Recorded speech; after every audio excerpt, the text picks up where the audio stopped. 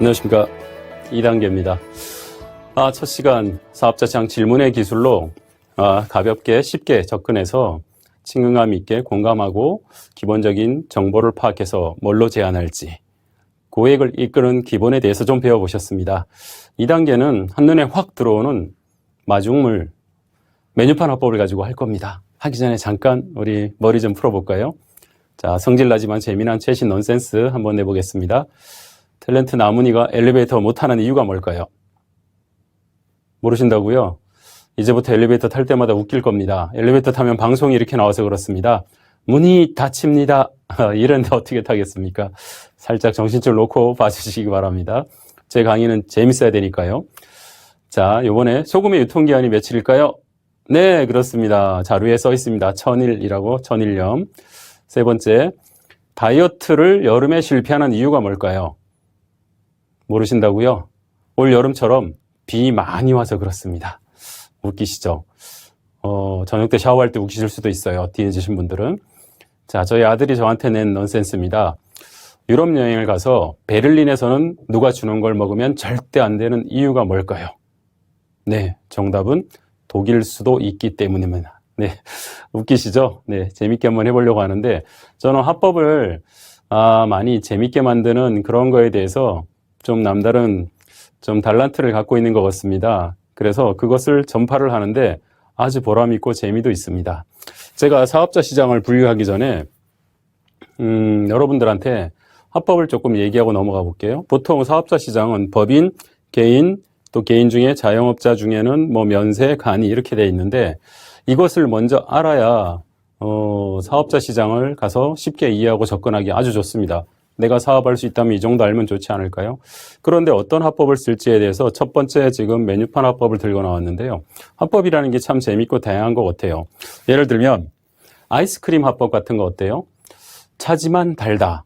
예, 이런 식으로. 또 뭐가 있을까요? 예, 눈이 내리지만 춥다. 뭐 이런 것들이 되겠죠. 예. 또 비유 화법 같은 거는 어떻습니까? 붉은 10월에 쇼온 코네리가 했던 마지막 영어 대사가 생각납니다. 잠이 고향을 향하는 꿈을 가져다 주듯이 이렇게 참 멋지죠, 그죠?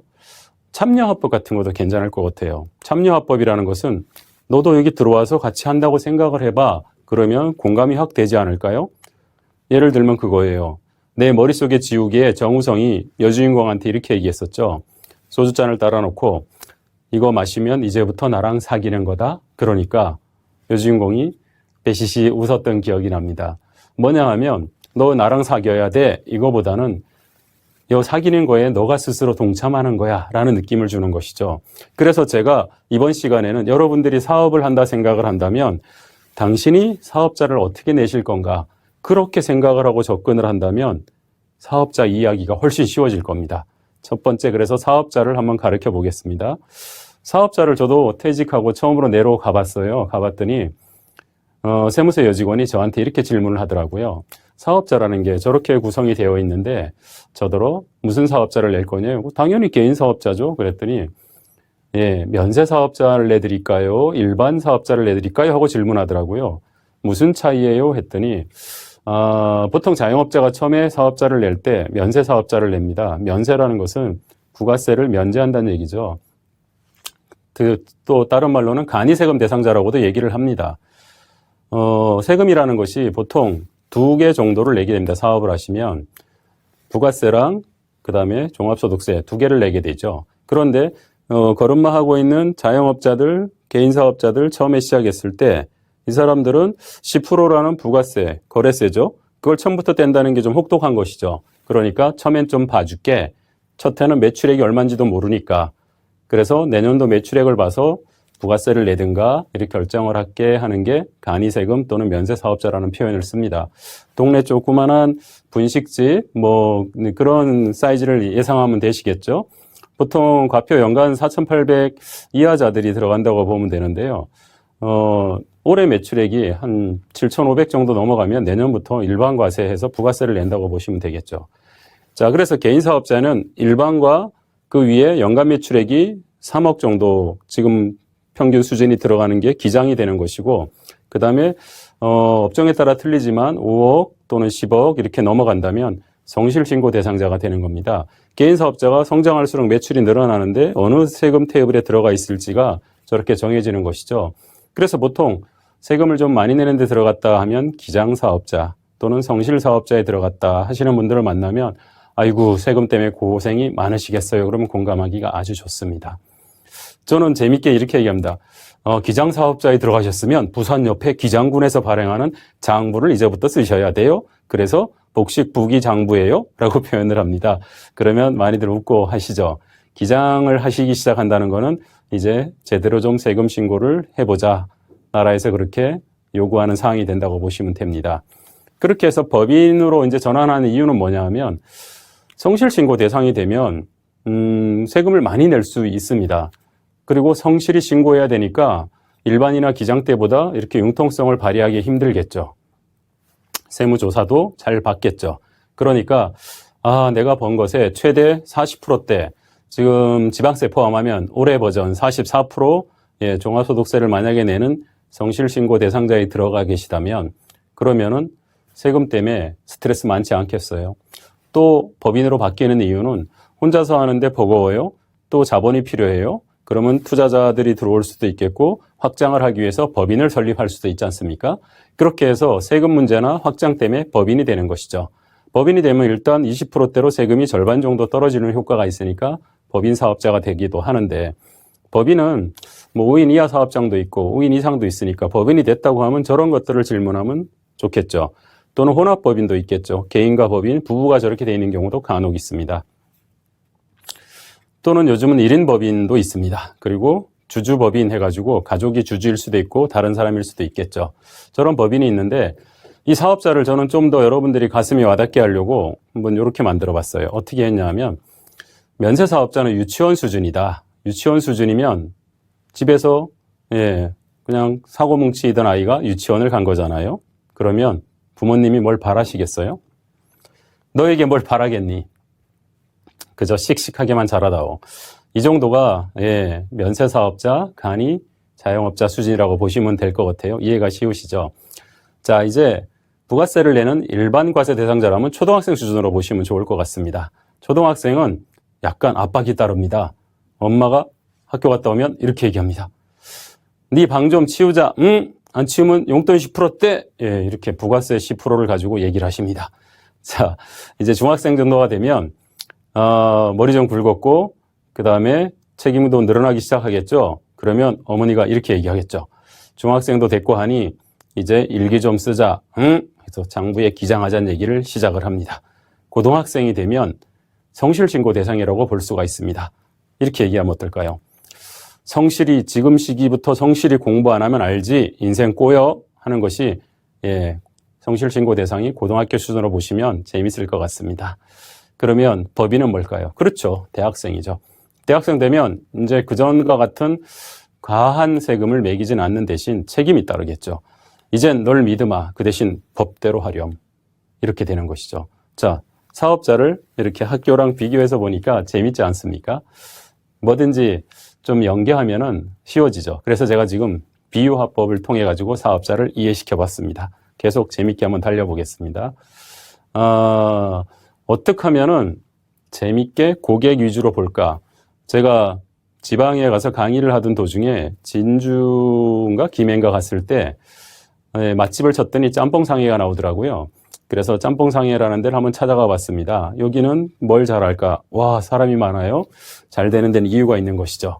들어가자마자 기분이 바로 좋아졌어요. 스탠드 보이시죠? 벽에 저렇게 메뉴판이 붙어 있었습니다.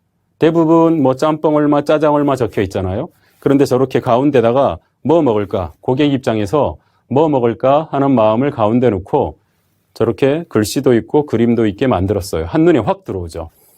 순식간에 메뉴를 선택할 수 있게 만들어 놨습니다. 보는 순간 기분도 좋아져요. 남다른, 색다름, 신선함, 첫 경험이 있잖아요. 그래서 여기서 저는 맛있는 해물짬뽕을 시켜서 먹었는데요. 먹는 내내 즐겁더라고요. 이미 메뉴판을 보고 즐겁기 시작했거든요. 저것이 고객 중심 메뉴판이었기 때문에 즐거웠던 것이죠. 제가 많이 다니면서 제 교육생들한테 환영받는 이유 중에 하나가 어려운 사업자 시장에 엄두도 못 내는 것을 쉽고 재밌고 쓸 수 있게 간단하게 만든 게 제 취지거든요. 예를 들면 그거예요. 뭘로 접근할까? 다음 장 한번 볼까요? 메뉴판 화법으로 만약에 마중물 역할 같은 사업자 시장에 적금용 화법을 만든다면 어떨까 해서 그날 저녁 호텔에서 뚝딱뚝딱 만들어 봤습니다. CEO 고민이 뭘까? 경영이 어렵다? 그리고 또 직원이 속썩인다? 세금 때문에 속상하다? 진상 고객이 늘어난다면 저렇게, 화재만 가입했다면 저렇게 해서 화재보험 증권을 깨주고, 산재도 가입 못했다면 저런 식으로 얘기하고, 또 퇴직금 준비했다면 못했다면 이렇게 해주고, 상속 중요 개념 없다면 가서 도와줄 수 있다면 어떻겠습니까? 자, 노무로 접근하든, 그 다음에 세금으로 접근하든, 배상으로 접근하든, 화재로 접근하든, 이것을 머릿속에 막연하고 누가 정리해 줄 수 있으면 좋지 않겠느냐 하는 것을 짬뽕상에서 본 아이디어로 제가 만들어 보았습니다. 쉽게 말하면 그래요. 노무로 접근한다면 근로계약서 쓰셨습니까? 이거보다는 사장님, 근로계약서가 왜 근로계약서인지 아십니까? 글로 쓰라고 근로계약서입니다. 말로 하시면 말로를 맞이하십니다. 라고 얘기하면 와닿지 않을까요? 산재, 저기 산재 있죠. 산재는 뭐의 줄임말입니까? 그러면 산업재해, 그러면 벌써 머리 아프고 귀찮잖아요. 피하고 싶고. 산 같은 재앙의 줄임말입니다. 산재 사고 나서 산재 처리하면 무서운 시어머니가 나와요 라고 얘기하면 어떻겠어요? 그러면 더 와닿지 않을까요? 그리고 세금은 뭐의 줄임말 같아요? 세금 때문에 속상하시죠? 그러면 뭐라고 대답하실 것 같아요? 가만히 계시겠죠? 그럴 때 세금은 새 빠지게 벌어봤자 금방 뺏기는 게 세금의 줄임말입니다. 그러면 맞아 할 겁니다. 그렇게 공감을 한다면 얘기가 정말 쉬워지겠죠. 노무 문제는 뭐의 줄임말인 것 같습니까? 사장님, 노동자 무시해서 생기는 문제가 노무 문제입니다. 그러면 끄덕끄덕 할 겁니다. 요즘 근로자들이 훨씬 똑똑한 거 아시죠? 자, 그러면 상속세는 뭐의 줄임말일까요? 상속세는 상당히 속상한 세금의 줄임말입니다. 세금 중에 제일 비싼 게 상속세거든요. 50% 구간이 있거든요. 아버지가 돌아가셔서 슬퍼 죽겠는데 절반이나 내놓으라고 한다면 정말 슬프지 않겠습니까? 자, 어려운 용어들을 이렇게 쉽게 돌려놓으니까 할만하지 않습니까? 그래서 최소한 이 메뉴판 화법 정도만 쓸 수 있으시다면은 여러분들이 가서 나무를 해올 때 도끼질, 낫질 해가지고 과감하게 휘두를 수 있는 무기가 될 것입니다. 첫 번째 무기를 장착시켜 보겠습니다. 자, 그러면 이것들을 하나하나 설명을 어떻게 하면 좋은지 제가 간단하게 설명을 하고 넘어가겠습니다. 경영이 어렵다. 이렇게 나오면은 돈 많은 사람은 보험 들 필요가 없습니다. 돈 없는 사람이 보험을 들어서 지옥을 경험하지 않게 해야 되기 때문에 지금 형편이 어렵고 빚이 많다면 작게라도 10만 원짜리 화재, 10만 원짜리 단체라도 드십시오. 이것은 저 차비도 안 생기는 그러한 일입니다만은 앞으로 사업하는데 불이 나거나 손님이 다치거나 종업원이 바뀌거나 다치거나 할 때 제가 와서 열심히 도와드려서 지옥을 경험하지 않도록 해드리겠습니다. 작은 보험료로 수억이 나오는 것들을 준비 안 한다면 그 뒤에 대책이 어떻게 될까요? 하고 얘기를 하면 최소한의 보장보험이라도 보험을 가입해야 되겠죠. 저것은 여러분들이 사명감을 가지고 해주셔야 돼요. 별로 차비도 안 나온다고 포기하지 마시고 하셔야 되는 이유가 뭐냐면 나중에 사업장이 성장할 때 나중에 나도 같이 성장할 수 있거든요. 오랫동안 일하신 분들은 그거를 아실 겁니다. 또 단체보험을 받아놓으면 종업원이 몇 명이든 그 사람들의 또 다른 임보험을 컨설팅 해줄 수가 있지 않습니까? 꼭 들어야 되는 보험들 빠져있는 것을 알려준다면 개인 영업으로 이어질 수 있고 거기 있는 종업원이 다른 데로 옮겨가면은 그 거래처를 자연스럽게 소개받을 수가 있잖아요. 그래서 단체보험은 정말 중요한 보험입니다. 자, 두 번째, 직원이 속썩인다. 노무 문제로 골치 아프다면 어떤 얘기를 해야 될까요? 최저임금 때문에 그런지 봐드릴 필요가 있겠죠. 근로계약서 쓰시는 요령 알려주면 좋지 않을까요? 근로계약서 쓰는 요령에 최저임금이 많이 오르는 만큼 사장님의 요구사항 같은 거 한두 줄 더 넣어도 되지 않을까요? 예를 들어서 그 빈틈에다가 무단결근 이외 시 자동 해고임 뭐 이런 거 또는 근무 중에 스마트폰 사용 금지 이런 것들을 넣어놓는다면 거기에 근로자가 사인을 한다면 나중에 그런 사유로 해고를 할 때 부당해고로 몰리는 일을 줄일 수 있지 않겠습니까? 그런 걸 한번 도와줘 보십시오. 주휴수당을 안 줘서 문제 생기는 경우도 되게 많습니다. 주휴수당이 뭐냐 하면 5일을 일하면 하루를 주는 것이 주휴수당이죠. 주말에 쉬는데 수당을 주네. 이렇게 되는 것이죠. 옛날 6일 근무하던 거를 생각하면 이해가 쉬울 거예요. 6일 근무하다 5일째를 하니까 하루 임금이 빠진다고 느끼잖아요. 그러니까 5일 근무에도 하루 줄게 해서 5일째가 정착한 걸 생각하신다면 5일 근무하면 하루를 주는구나. 하루에 최소한 3시간씩 15시간 일주일 동안 근무한 사람부터 해당이 되는 것이죠. 그러면 제가 산수 문제 내볼게요. 하루에 8시간씩 근무한 사람이 5일이면 일주일에 몇 시간 근무한 거로 처리가 될까요? 5, 8에 그렇죠. 48이죠. 5, 8에 48. 주휴수당이 하루가 들어가서 그렇습니다. 그럼 하루에 3시간씩 5일 근무한 알바생은 일주일에 몇 시간 근무한 거로 적용이 될까요? 3, 5, 18. 그렇습니다. 주휴수당 곱셈법이었습니다. 자, 직원들 숫자가 몇 명이냐 되게 중요합니다. 직원들 숫자에 따라서 근로기준법이 강하게 적용되고 융통성이 있기 때문에 그렇습니다. 처음에 사업하시는 분들이 직원도 몇 명 안 되는데 전부터 강하게 적용하면 사업하기 힘들잖아요. 그래서 근로자가 5명 이상일 때부터 초과수당, 야간수당, 휴일수당이 1.5배 적용을 받고요. 그 다음에 1년이 지나면 15일치 연차수당이나 휴가가 발생하는 게 종업원 5명부터입니다. 종업원이 채용되면 4대 보험 들어야 되잖아요. 4대 보험, 건강보험, 국민연금, 고용보험, 산재.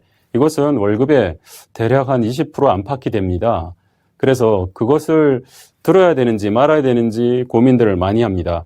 만약에 세금 때문에 문제가 된다면 반드시 들어서 손빛 처리도 받아야 되지만 세금이 아니라 하더라도 사고가 났을 때 사장님이 보호받으려면 기본적인 게 돼 있으셔야겠죠. 나중에 종업원들이 문제를 삼을 수도 있으니까요. 그 중요한 것은 저 4대 보험을 울면서 산재가 제대로 들어있는지 물어보는데 그걸 못 든 사업장이라면 정말로 단체 보험이라도 준비해 주시는 게 우리의 할 일입니다. 직원을 자르는 걸 해고, 자기 발로 나가는 걸 퇴사라 그러죠. 해고는 한 달 전에 서면 통보 그리고 한 달치를 줘서 내보내야 됩니다.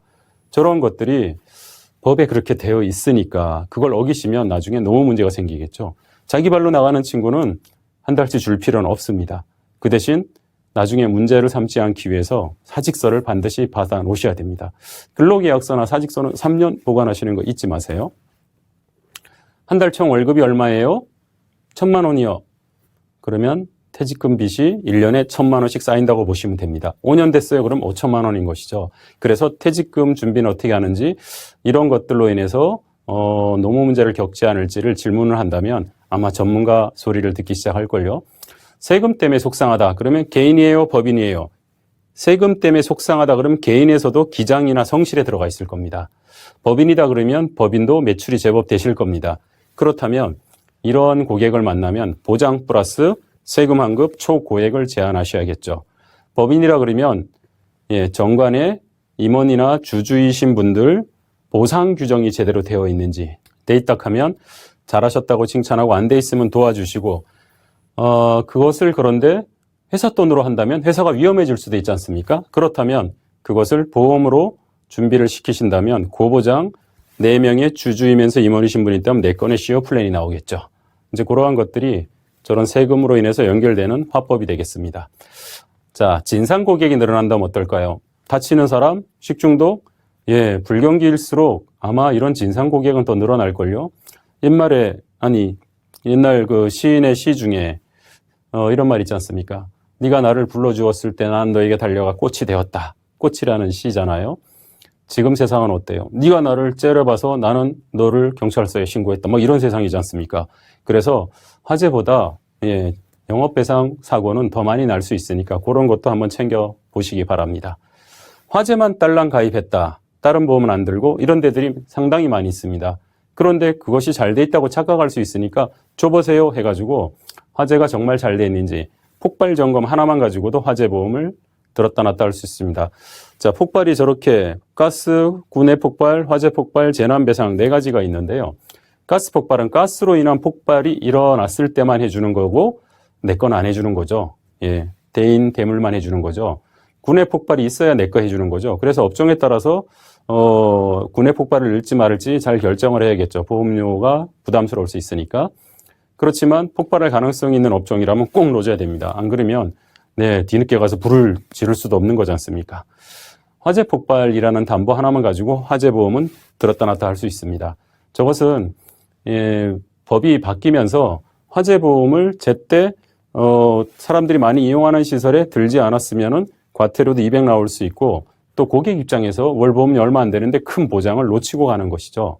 화재보험 변천사 잠깐 얘기해 볼까요? 2009년도에 실화법이 바뀌었습니다. 그 실화법이 뭔고 하니 불이 나서 나는 쫄딱 망했어. 그래서 옆집 못 물어줘. 그동안의 버전이 그랬다면 옆집이 왜 나는 망해야 돼? 물어줘 하고 소송을 했죠. 법원이 보니까 맞는 거예요. 왜 너의 실수로 옆집이 망해야 되니? 그러면서 물어주라고 판결을 내렸어요. 그 다음부터 화재보험에는 대물배상이라는 담보가 생긴 겁니다. 2009년도에 그 법이 바뀐 것이죠. 그리고 지나오다가 2012년도에 어떤 일이 있었냐 하면 부산 사격장에 일본 관광객들 수십 명이 사격장 오락실 같은 데서 화재로 인해서 12명이 연기를 흡입하고 사망을 하고 부상자가 여러 명 나왔습니다. 그런데 그 조그마한 오락실 사장이 그 수십억 나온 배상 책임을 물어줄 자신이 있을까요? 자신이 없었겠죠. 그럼 결국 누가 부담해야 돼요? 나라가 부담해야 됩니다. 그러니까 나라 입장에서는 이런 일이 벌어질 때마다 세금 쓰는 게 불편한 겁니다. 그래서 보험회사를 모아놓고 토론을 했죠. 그래서 이걸 같이 좀 준비를 하고 부담을 하자. 큰 재난에 대비하자 해가지고 만들어낸 게 사람들이 많이 이용하는 시설, 즉 명칭을 다중이용업소라고 칭하고 처음에는 면적 어느 정도 이상이었지만 지금은 다 포함시켜서 화재 폭발 배상 특약을 넣어서 대물은 5억이나 10억, 그 다음에 대인은 인당 1억씩 수십억을 해주는 담보를 만드는 것이죠. 이것을 가입 안 하면 과태료도 200 하겠다고 얘기하지 않습니까? 그래서 그것이 시작된 시기를 잘 이해한다면 화재보험 증권 보자마자 판단할 수가 있습니다. 화재 폭발 배상 특약이 있는지 없는지, 그 다음에 2013년 전에 가입했는지, 이것이 13년에 생긴 담보거든요. 그래서 그거를 챙겨준다면 화재보험 증권을 둘 중에 하나는 깰 수 있다고 저는 봅니다. 자, 산재도 미가입했다. 산재라는 것은 사업하는 사람들도 처리해보기 전에는 잘 모르는 것들이죠. 그래서 일반인들이 쉽게 알 수 있는 저는 자동차 책임보험과 비유를 했습니다. 비유화법을 쓰는 것이죠. 자, 산재는 사망했을 때 그 종업원의 3개월 평균 임금을 계산해서 하루 일당 예를 들어서 한 월 평균 한 300 받는 사람이라면 하루 일당 대충 10만 원이라고 봅시다. 10만 원 일당인 사람이 사망을 했다. 산재는 1300일치 유족보상금, 즉 사망보험금과 120일치 장례비를 줍니다. 그러면 1420일치를 주거든요. 그러면 10만 원에 1420일치면 1억 4200이죠. 자, 책임보험의 사망보험금이 얼마냐? 1억 5천입니다. 현재 버전. 산재랑 책임보험하고 비슷하지 않습니까? 그런데 만약에 몸값이 비싼 사람을 사망시켰다면 어떻게 될까요? 책임보험만으로 해결할 수 있을까요? 천만의 말씀이죠. 그래서 산재를 안 들었다 그러면 자동차 책임보험마저 안 든 차를 운전하는 거랑 똑같아요. 무섭지 않으세요? 그런 차를 끌고 나가면? 책임보험, 만약에 산재보험을 들었다면 자동차 책임보험 든 차만 운전하는 거랑 똑같습니다라고 얘기하셔야 돼요. 책임보험만 든 차를 들고 나가시면은 할아버지 할머니를 골라치셔야 된다 얘기하시면 어떨 것 같아요? 사고라는 게 그렇게 가려서 낼 수 있는 게 아니지 않습니까?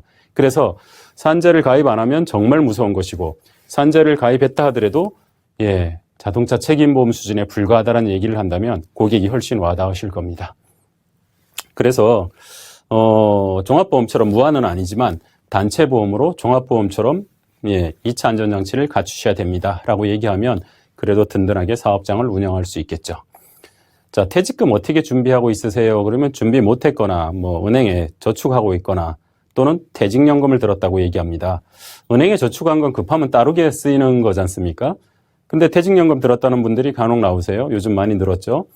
퇴직연금 들었다 하면 그러면 퇴직금 얘기는 더 이상 질문 못 하나요? 저는 이렇게 질문합니다.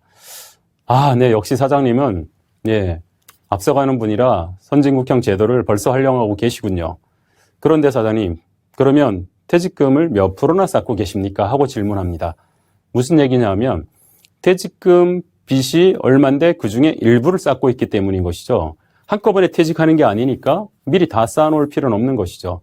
보통 퇴직급여 부서에 확인을 해보니까 퇴직금 빚에 한 잘 쌓아봤자 30% 수준을 쌓여져 있다고 하더라고요. 평균이 그 정도라면 나머지는 어떻게 쌓으실 건가요? 계속 퇴직연금에 넣으실 건가요? 라고 질문을 하실 필요가 있겠죠. 아닙니다. 사장님, 퇴직연금은 일석일조입니다. 만약에 사장님이 단체보험이 안 돼 있다면 단체보험에다 쌓으십시오. 단체보험 일석사조입니다. 무슨 얘기냐? 단체보험은요, 보상 기능이 있습니다. 종업원 5명이 인당 2억씩 넣어놓는다면 10억이라는 사고 보상금이 확보가 되는 것이죠. 그리고 상품에 따라 틀리긴 하지만 2년이 지나면 1년에 4번 중도 인출할 수 있는 기능이 있어요. 세 번째는 단체보험이 퇴직연금처럼 전액은 아니지만 손비 처리 기능이 있습니다. 네 번째 만기금은 다시 회사, 사장님 겁니다. 생각해 보십시오. 퇴직연금이 보상 기능이 있나요? 중도 인출 불가능하죠. 만기금? 아이고, 천만의 말씀이죠. 손비 처리 기능 하나밖에 없는 것이죠. 그럼 일석사조가 유리하지 않겠습니까? 퇴직연금에 잔뜩 쌓아놓으시면 지금은 형편이 괜찮아서 별일 없겠지만 회사가 유동성 위기를 겪을 때 퇴직연금 수십억을 쳐다보면서 돈 천만 원이 없어서 회사가 망할 수도 있다면 계속 퇴직연금에 쌓으시겠습니까? 하면 예, 바보 사장님이 아닌다며야 지금 단체보험을 퇴직금으로 같이 쌓아야겠다. 분산 투자하듯이 한다고 생각 안 하시겠습니까? 자, 이제 상속증여 얘기해 볼게요. 상속 준비도 못했다. 상속이라는 것이 나중에 겪어보지 않아서 준비를 못하는 것이거든요. 그리고 세금이 그렇게 센지를 잘 모르세요. 그래서 재산을 늘리기에 바쁘시니까 뒤늦게 죽 써서 어떻게 됐네 하는 말씀하시는 분들이 많습니다. 그렇다면 자녀가 나중에 사장님의 재산을 이어가서 뭐 사업 승계를 하든 그 다음에 재산을 승계를 하든 세금을 덜 지고 그걸 팔지 않고 하는 걸 도와준다면 최고의 효율성 있는 것이 보험이거든요. 그래서 사장님의 나이, 인수가 가능한지 이게 첫째 중요한 것이고 두 번째 자녀가 성년이 있느냐. 그 성년 자녀 중에 경제활동을 하는 자녀가 있다면 계약자를 자녀로 넣는 피보험자를 사장님, 수익자를 자녀. 이 플랜을 얘기해 준다면 이 플랜은 상속의 최고의 훌륭한 가성비를 나타내고 있는 그런 상품이죠. 그러면 종신형 상품까지 얘기할 수 있는 것입니다. 사업자 시장에 화재랑 단체만 있는 게 아니라 종신형 상품까지 같이 나올 수 있는 것이 법인에서도 나올 수 있고 상속 플랜에서도 나올 수 있는 것이죠. 그러면서 사전 증여 프로그램까지 도와준다면 사장님은 정말 믿고 맡길 수 있는 든든한 협력자라고 생각하겠죠. 메뉴판 화법으로 여러분이 나도 할 수 있겠네 이 느낌을 가졌으면 좋겠습니다. 그러면 생각보다 어려운 시장이 아니거든요. 자신감을 갖는 마중물 메뉴판 화법. 다음 시간에는 조금씩 쪼개서 전문가답게 하나씩 정복해 나가겠습니다. 수고하셨습니다.